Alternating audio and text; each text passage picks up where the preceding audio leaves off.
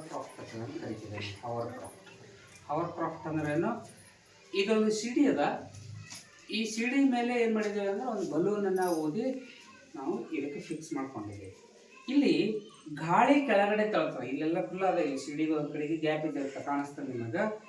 ಇಲ್ಲಿ ಗಾಳಿ ಕೆಳಗಡೆ ಬಂದು ಇದು ಪೂರ್ತಿ ನಾವು ನೆಲದ ಮೇಲೆ ಇಟ್ಟರು ಸಹಿತ ಗಾಳಿ ಏನಾಗ್ತದೆ ಅಂದ್ರೆ ಜಾಗ ಮಾಡ್ಕೊಳ್ಳೋ ಸಲುವಾಗಿ ಸೇರಿಸ್ತದೆ ಇದನ್ನೇ ನಾವೇನಂತಿದೆ ಹವರ್ ಕ್ರಾಫ್ಟ್ ಅಂತ ಕರಿತೀವಿ. ನೋಡಿ ಓಡಾಡ್ತದೆ ನೋಡ್ರಿ, ಸರಿಲಿಕ್ಕತ್ತಲ್ಲ, ಓಡಾಡಕತ್ತಲ್ಲ ನೋಡ್ರಿ, ಸ್ವಲ್ಪ ಆಸೆಗೆ ಸರಿತದ. ಮತ್ತೆ ಇಲ್ಲಿ ಇಡ್ತೀನಿ.